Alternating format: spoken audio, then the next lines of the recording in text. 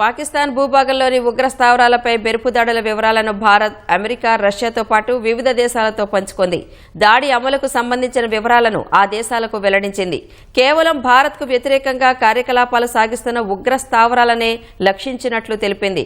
మరోవైపు భారత్, పాక్ల ఘర్షణ త్వరగా ముగుస్తుందని అమెరికా ఆకాంక్షించింది. రెండు దేశాల మధ్య ఘర్షణను ప్రపంచం భరించలేదని ఐక్యరాజ్యసమితి ఆందోళన వ్యక్తం చేసింది.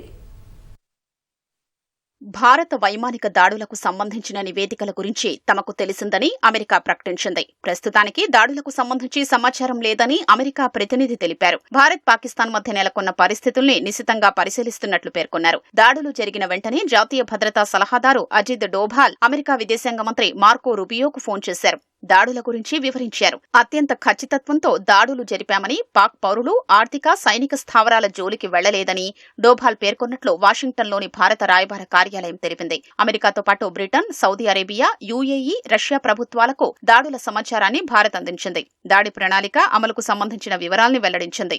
పౌర, సైనిక స్థావరాలకు నష్టం వాటిల్లకుండా ఖచ్చితత్వమైన ఆయుధాలతో దాడి చేసినట్లు తెలిపింది.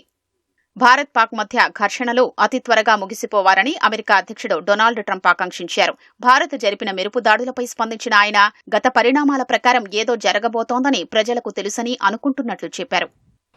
No, it's a shame. We just heard about it just as we were walking in the doors of the Oval.